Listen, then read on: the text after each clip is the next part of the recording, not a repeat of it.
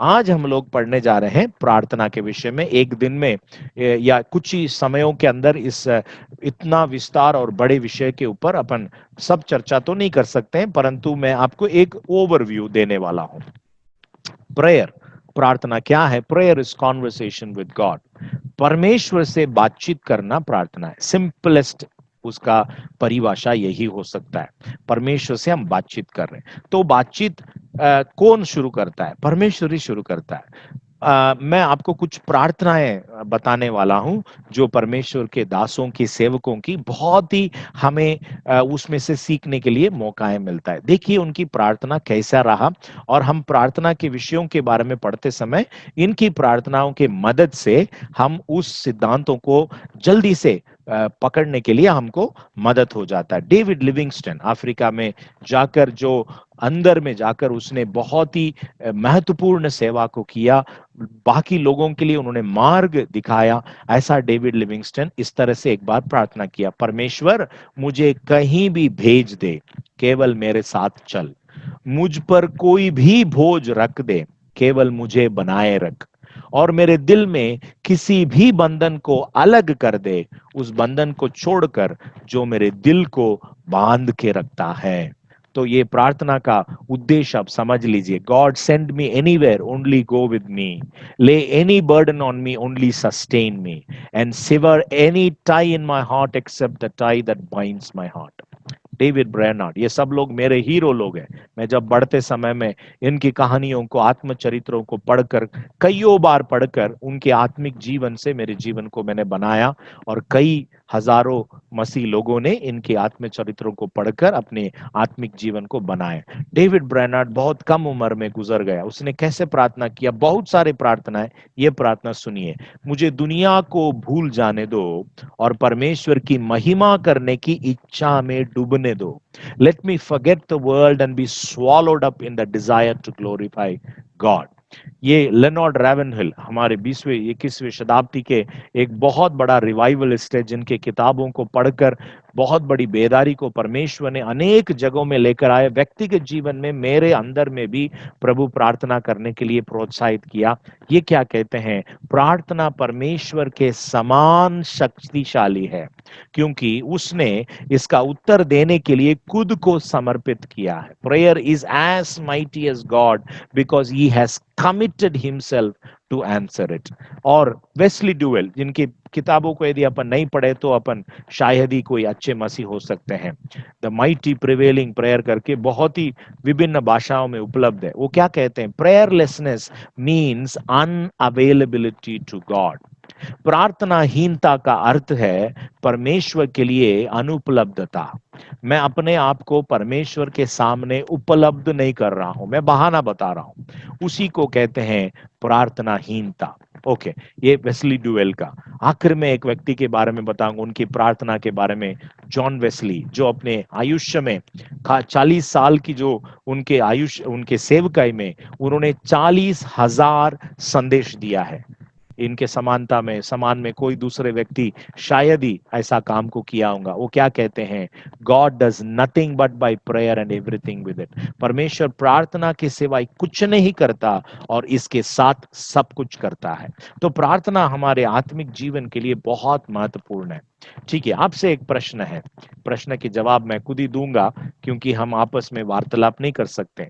The first recorded prayer in the Bible, आपको याद आ रहा है क्या?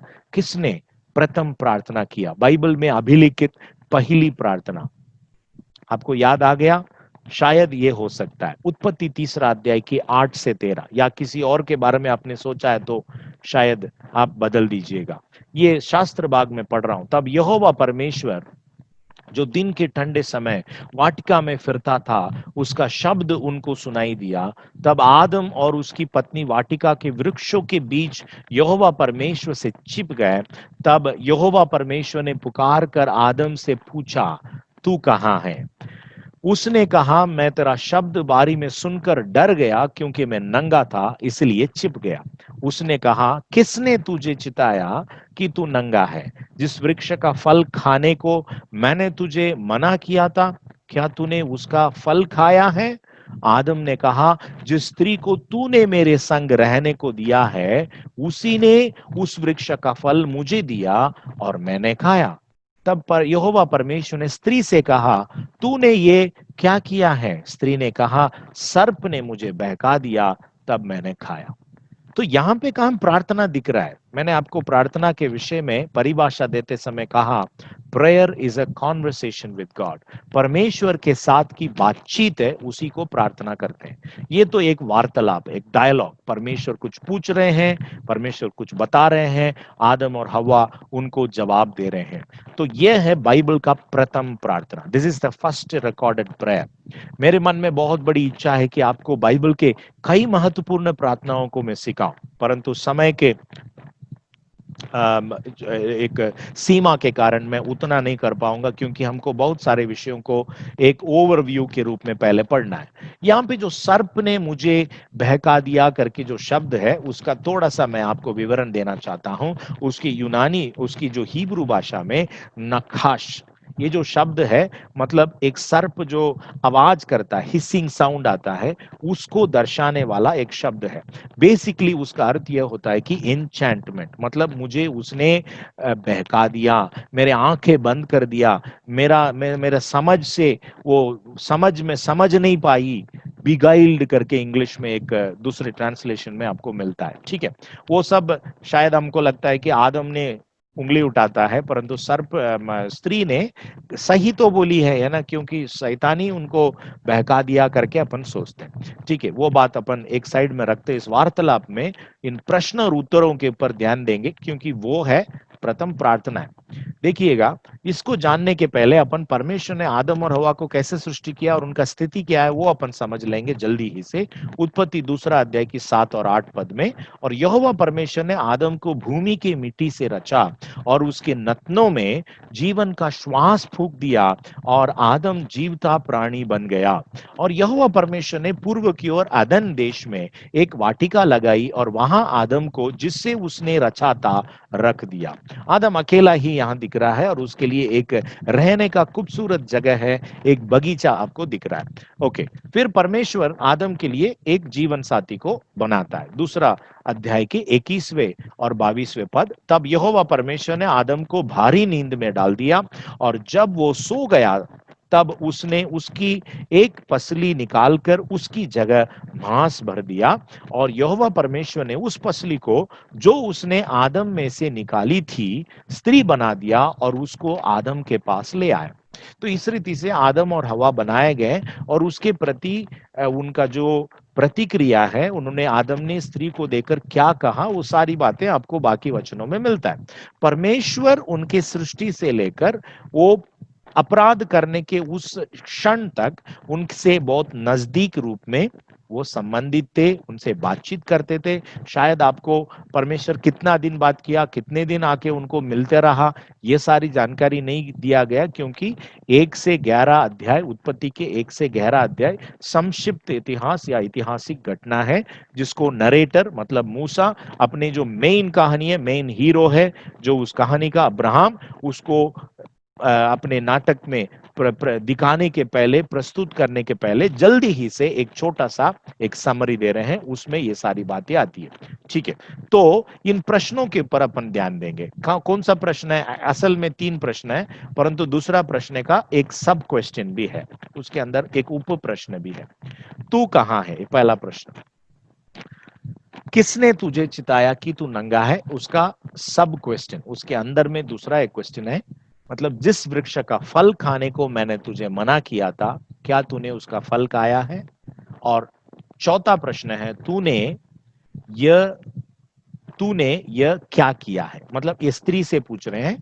पहला, दूसरा और तीसरा जो प्रश्न है वो आदम से पूछ रहे हैं। या पहला प्रश्न दोनों के लिए एक कॉमन प्रश्न हो सकता है, फिर भी आदम ही जवाब दे रहा है। स्त्री से आखिरी वाला प्रश्न यीशु परमेश्वर पूछ रहे हैं, तू कहाँ है? किसने तुझे चिताया कि तू नंगा है? जिस वृक्ष का फल खाने को मैंने तुझे मना किया था, क्या तूने उसका फल खाया है? तूने यह क्या किया है? देखिए इनके जवाब, मतलब मैंने बोला कि वार्तालाप है, वार्तालाप को ही हम प्रार्थना करके कहते हैं। परमेश्वर शुरुआत कर रहा है, मनुष्य शुरुआत नहीं करता है, परमेश्वर ही सब कुछ शुरुआत करता है। प्रार्थना करने के लिए भी परमेश्वर ही प्रथम नींव को डाला। एक्चुअली देखा जाए तो यहाँ पर ये लोग परमेश्वर से बात करने के लिए बिल्कुल योग्य नहीं है। बाद में अपन धर्म वैज्ञानिक नजर से पढ़ते समय परमेश्वर अपवित्र चीज को देख नहीं सकता है, अपवित्र लोगों के साथ उनके संगति में वो रहना पसंद नहीं करता है। वैसा भी पवित्र अपवित्र जीवन जीने वाला व्यक्ति परमेश्वर के नजदीक में आ नहीं सकता है। फिर भी परमेश्वर कितना दयालु है देख लीजिए कि उनके अपराधी लोगों के लिए वो उतर कर आकर उनके पास में खड़े रहकर उनके साथ में बोल रहे, वार्तालाप कर रहे, ताकि उनकी मन में ये एक बहुत बड़ी प्रेम है, रहम है कि ये कभी ना कभी कोई तो भी प्रश्न में वो अपना असली स्थिति को समझे और परमेश्वर के सामने माफी मांगे। परंतु जवाब कैसा है उसको अपन देखेंगे। देखिए, बिना जाने परमेश्वर ने यह सवाल नहीं पूछा, मतलब परमेश्वर को यह सवाल का प्रश्न पता नहीं है, आदम कहाँ चिपके है या उसका असली स्थिति क्या है ये प्रभु को पता नहीं है करके मत सोचिएगा। लेकिन यह चाहता था कि मनुष्य उसकी स्थिति को समझे। Let man understand his position, उसका स्थिति क्या है करके मनुष्य के अंदर में वो ख्याल आ जाए, उसको समझ आ जाए। इसलिए परमेश्वर इन प्रश्नों को उनके सामने रखता है। प्रार्थना में यह बहुत महत्वपूर्ण चीज है। परमेश्वर ही हर वक्त इस प्रार्थना की आरंभ करते हुए या ऐसा एक परिस्थिति को निर्माण करते हुए पूरे पवित्र शास्त्र बाइबल में आपको मिलता है। देखिए क्या क्या जवाब दिया। प्रथम प्रश्न क्या था, तू कहाँ है? उसके लिए वो देता है, मैं तेरा जवाब दे रहा आदम, मैं तेरा शब्द बारी में सुनकर डर गया क्योंकि मैं नंगा था इसलिए छिप गया। देखिए उसका कितने सारे कारण बताता है। मतलब तू कहाँ है बोलने से उसको क्या बोलना है कि मैं यहां हूं। मतलब परमेश्वर की वाणी को एक बार एक भविष्यवक्ता ने सुना कि मैं किसको भेजूंगा ये सुसमाचार की कार्य के लिए, तो वो बोलता प्रभु मैं यहां हूं, आई एम हियर, मैं ठीक नहीं हूं, मैं अशुद्ध ओट वाला मनुष्य हूं, अशुद्ध ओट वाले मनुष्यों के मध्य में रहता हूं, वो सब रियलिटी है, परंतु यहां हूं, आई एम हियर अवेलेबल। देखिए प्रेयरलेसनेस के लिए अपन ने एक डेफिनेशन देखे थे। वो डेफिनेशन क्या था? अनुपलब्धता, अनअवेलेबिलिटी। तो वो अपने आप को मैं यहां हूं, मेरी स्थिति यह है करके नहीं बोलता है, परंतु वो कहता है कि तेरा शब्द बारी में सुनकर डर गया।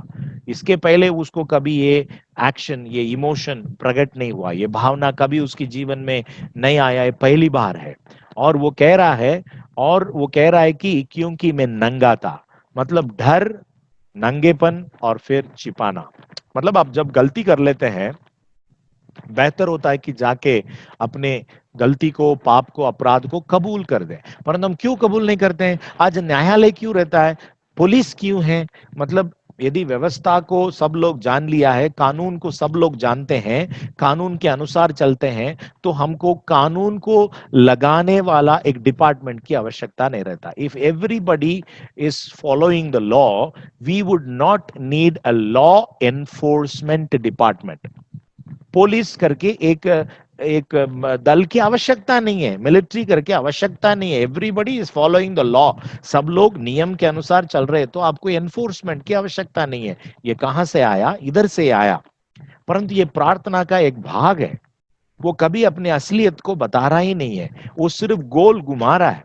ठीक है, दूसरा प्रश्न कौन सा था? परमेश्वर उनको पूछते हैं, किसने तुझे बताया? Who told you?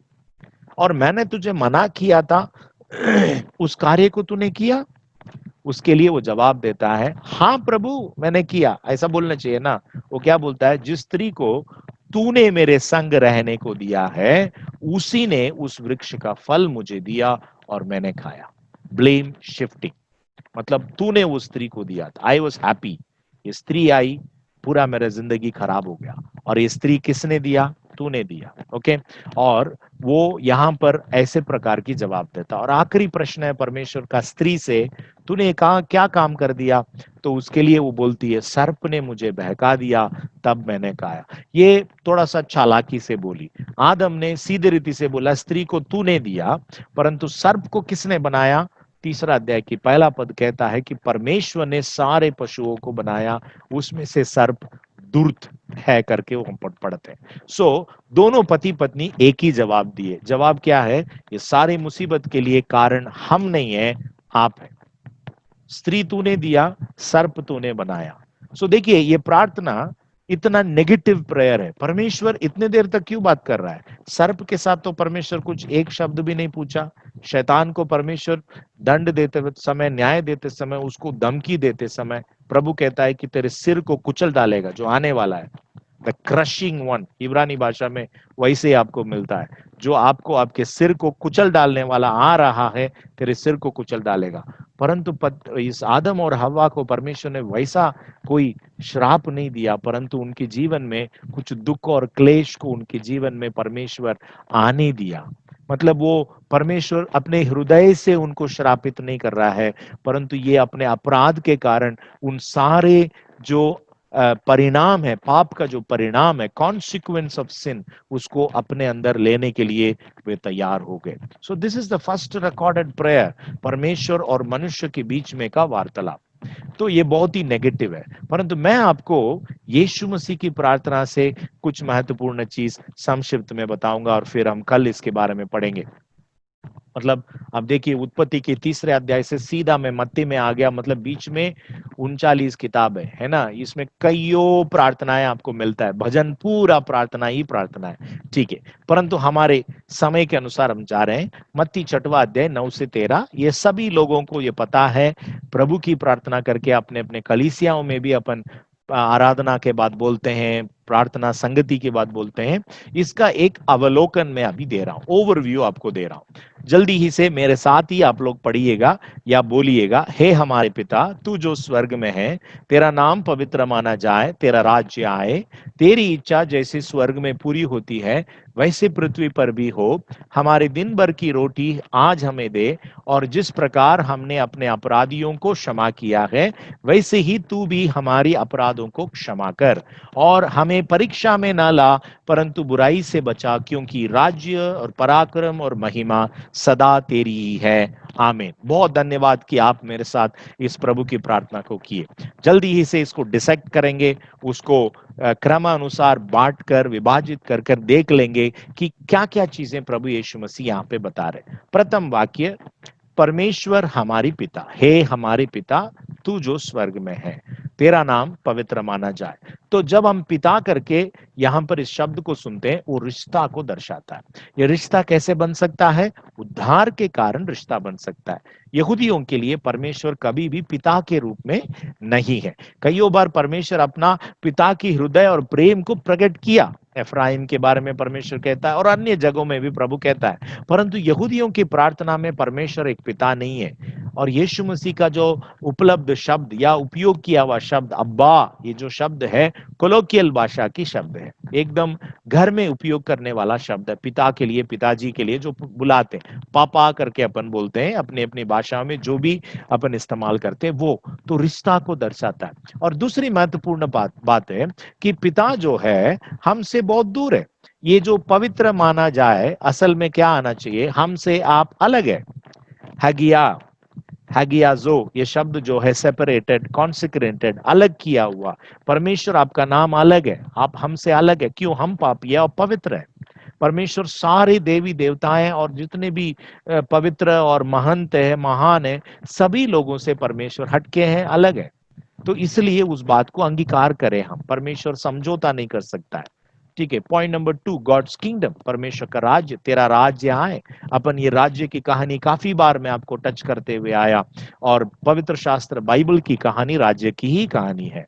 परमेश्वर की इच्छा, गॉड्स विल, तेरी इच्छा जैसे स्वर्ग में पूरी होती है वैसे पृथ्वी पर भी हो। प्रश्न आता है, क्यों स्वर्ग में हो रहा है, पृथ्वी पर क्यों नहीं हो रहा है? क्योंकि अपराध के कारण, अपराध करने के कारण पाप प्रवेश हुआ, और जहां पाप रहता है परमेश्वर की इच्छा पूरी नहीं होती है, मनुष्य अपनी इच्छा के अनुसार चलता है, ठीक है। इसके लिए वचन देने के लिए वक्त नहीं है, इसलिए जस्ट एक ओवरव्यू में दे रहा हूं, बाद में इसको अपन गहराई से पढ़ेंगे, ठीक। उसके बाद परमेश्वर की देखभाल, गॉड्स केयर, हमारे दिन भर की रोटी आज हमें दे। इसका अर्थ यह नहीं होता है कि सिर्फ रोटी और चटनी हमको दे, चटनी भी नहीं दिया हुआ है, सिर्फ रोटी दे। परमेश्वर ऐसा नहीं कह रहा है, हमारी आवश्यकताओं को आप हमारे लिए प्रदान कीजिए। इसको आप समझते समय, इसलिए बाजू में जो चित्र दिया है, एक मुर्गी अपने पिल्लुओं को, बच्चों को जैसे अपने पंखों तले, पंखों के आड़ में रखकर सुरक्षित करता है, उसकी भोजन खिलाता है, उसी तरह परमेश्वर अपने बच्चों के ऊपर ख्याल रखता है। परमेश्वर अगला जो है, परमेश्वर की क्षमा, गॉड्स फॉरगिवनेस। और जिस प्रकार हमने अपने अपराधियों को क्षमा किया है, वैसे वैसे ही तू भी हमारे अपराधों को क्षमा कर। क्या ये क्षमा एक कंडीशनल नहीं लग रहा है, शर्त के साथ लग रहा है? क्योंकि ये जो क्षमा हम जिसके बारे में बातचीत कर रहे हैं, ये विश्वासियों के लिए बताया गया, चेलों को प्रभु यीशु मसीह सिखा रहे, अन्य जातियों के लिए, अविश्वासियों के लिए नहीं है। तो हम हमारे पड़ोसी भाई मित्र सभी लोगों के लिए हम इस क्षमा का जो क्रिया को हमारे जीवन में करते रहे, क्योंकि परमेश्वर यहाँ कह रहे हैं शर्त के साथ है। मतलब मैं तो क्षमा करूंगा, परंतु तुम अपने अपराधियों को क्या करना चाहिए? क्षमा करना चाहिए। उसके बाद परमेश्वर का मार्गदर्शन, और हमें परीक्षा में ना ला परंतु बुराई से बचा। परमेश्वर हमें मार्गदर्शन करने वाला है, और वो सुपरनैचुरल है, बहुत ही आध्यात्मिक रूप में परमेश्वर अपने बच्चों की मार्गदर्शन करता है। आखिरी में इसका कंक्लूजन, निष्कर्ष यह है, परमेश्वर की महिमा है, गॉड्स ग्लोरी, क्योंकि राज्य और पराक्रम और महिमा सदा तेरी ही है, आमीन। या मैं जानबूझ के चित्र को रखा हूं, मिलाप वाले तंबू आपको दिख रहा है। देखिए अगले चित्र में आपको क्लियरली समझ में आता है कि प्रभु यीशु मसीह की माइंड, उनका दिमाग कैसे चल रहा था, और चेलों ने उसको कैसे ग्रहण किया है, इस चित्र के द्वारा आप समझ सकेंगे। ये है मेनोरा, या उस दीवट करके कहते हैं, जो मिलाप वाले तंबू में परमेश्वर ने सोने की इस मेनोरा को बनाने के लिए कहा था, और सुलेमान अपने मंदिर में भी बहुत बड़े पैमाने में उसने बनाया था, जिसमें 7 दियाएं रहते हैं, बीच में उसका सेंट्रल कॉमन एक रॉड रहता है, जिसमें 6 ब्रांचेस, उसकी डालियां रहती है। तो प्रभु यीशु मसीह की प्रार्थना में ये सातों विषय बिल्कुल बढ़िया, मतलब इस मेनोरा के द्वारा, इस दीवट के द्वारा दर्शाए सकते हैं, उसको याद भी कर सकते हैं। सेंट्रल जो स्टेम है, बीच वाला जो है, उसको हम कहते हैं परमेश्वर हमारी पिता। It is all based on relation. परमेश्वर के साथ में यदि अपना रिश्ता नहीं है, हम इस बाकी 6 विषयों में परमेश्वर की ओर से भी हमको कुछ मिलने की अपेक्षा नहीं रखना है, और हम परमेश्वर के लिए कुछ करें उसकी भी अपेक्षा नहीं रखना है। मतलब क्या क्या है? परमेश्वर के राज्य के बारे में आपको बिल्कुल चिंता ही नहीं रहती है, परमेश्वर की इच्छा को जानने की आपको इच्छा नहीं रहता है, परमेश्वर की देखभाल के लिए आपके पास में विश्वास नहीं रहता है, संदेह करेंगे आप, परमेश्वर की क्षमा को प्राप्त करने का अपॉर्चुनिटी, मौका ही नहीं रहेगा, क्योंकि दूसरों को आप क्षमा नहीं किया है। परमेश्वर का मार्गदर्शन वो तो हमको मिलेगा ही नहीं, और परमेश्वर का महिमा के बारे में हमको कुछ भी पता नहीं रहता है। परंतु यदि हमारा रिश्ता परमेश्वर के साथ है कि वो मेरा पिता है और मैं उसका संतान हूं, उसका बेटा हूं, तो ये बाकी 6 विषय जो है आपके लिए तैयार रीति से उपलब्ध है। तो हर वक्त हमारी प्रार्थना में ये ओवरव्यू को, इस मेनोरा की चित्र को आपके मन में रखना है। परमेश्वर का राज्य प्रथम है, क्योंकि राज्य की कहानी कईयों बार हमने पढ़ चुका है। मत्ती रचित सुसमाचार कांस राज्य की उपदेशों को बताने के लिए लिखा हुआ है, और उस राज्य की उपदेशों को जानने के लिए उस नजर अपन बराबर तैयार कर लिया, तो आपको परमेश्वर के राज्य के बारे में की सारी सिद्धांत जो प्रकाशित किया गया है वो आपको समझ में आ जाता है। यीशु मसीह की प्रार्थना में कितने खूबसूरत रीति से उन्होंने बताया था, पिता मेरी इच्छा नहीं तेरी इच्छा पूरी की जाए। जो व्यक्ति पिता की इच्छा को पूरा कर सकता है, वही व्यक्ति परमेश्वर की महिमा को कर सकता है। यीशु मसीह कहते हैं, आपने जो मेरे लिए काम दिया उसको मैंने पूरा कर लिया, और आपको मैंने इस पृथ्वी में महिमा दिया। यूहन्ना उसकी 17वां अध्याय में अपन पढ़ते हैं 4 पद में। और तीसरा है परमेश्वर का देखभाल। जब हमारे अंदर में अविश्वास रहती है, हमारी रिश्ता परमेश्वर के साथ में योग्य रीति से नहीं बनाया हुआ है, तो फिर हम लोग परमेश्वर की देखभाल के बारे में, उसकी केयर के बारे में हमको हमेशा चिंता रहता है। We will be always concerned, क्योंकि हमारा रिश्ता परमेश्वर के साथ में बराबर नहीं है। यीशु मसीह इसको बहुत प्यारे रीति से बताया कि उन चिड़ियों को देखो, उन फूलों को देखो, कैसे परमेश्वर उन्हें संभालता है। और फिर परमेश्वर की क्षमा, इंटरपर्सनल रिलेशनशिप में हम उस क्षमा को अपने जीवन में अनुभव करना है। उसी तरह प्रभु की मार्गदर्शन और सब बातों में आखिरी है परमेश्वर की महिमा। इस चित्र को कल भी अपन पढ़ेंगे। आइए इस वक़्त में अपने आँखें बंद करें, प्रार्थना करें।